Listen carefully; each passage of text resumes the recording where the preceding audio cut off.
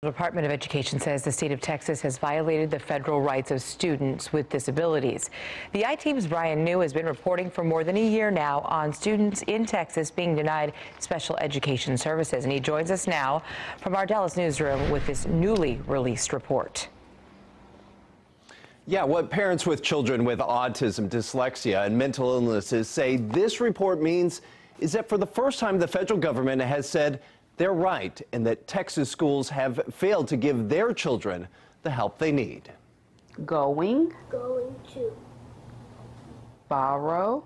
All Shanika Smith wanted for her 7-year-old son, Jalen. Okay, next page, loud and proud. Is a little help, the type of help he needs to have a fair chance to be successful in school.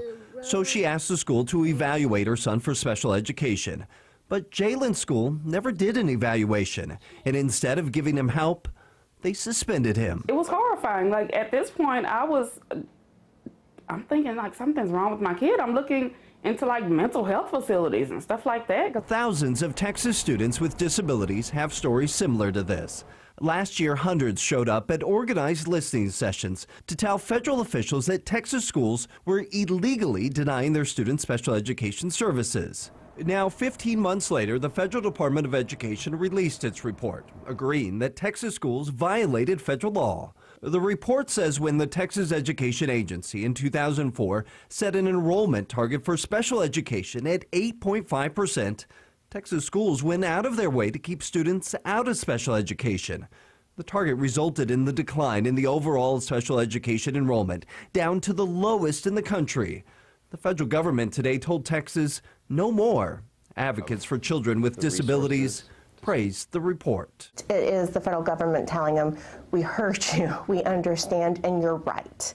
Your children should have been getting these services, and it was the actions of TEA that kept them from getting them. So a couple hours after this report was released, Governor Greg Abbott sent a letter to the TEA telling the agency that the state has failed some of its most vulnerable students.